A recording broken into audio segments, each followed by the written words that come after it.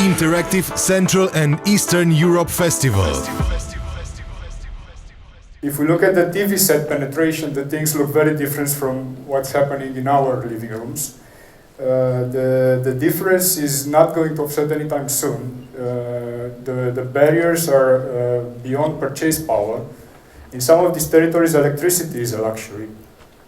So you'll see people actually queuing to charge up their mobile phone in some countries. It's a lot more difficult to charge your TV set. For that reason alone, the screen of choice is, for the time being, the mobile. Then if you look at the fixed broadband penetration, things are even in a worse shape. The percentage you see here actually is an average that goes as an average of Brazil, Saudi Arabia, and Sub-Saharan Africa.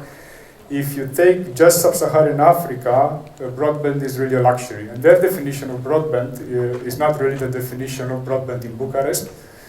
So again, electricity being a luxury, it's a big issue to access internet over anything else but the mobile.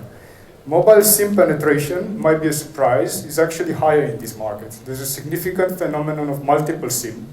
If you remember, some of you maybe 10 years back, when mobile telephony was quite expensive, you're trying to optimize your costs. One of the ways of doing that was carrying more than one phone in your pocket, or carrying more than one SIM in your pocket. Right now, still the big brands of the manufacturers are some of them producing devices dedicated to these territories that carry 2 or even 3 SIMs. So the users can very facile change from one network to the other.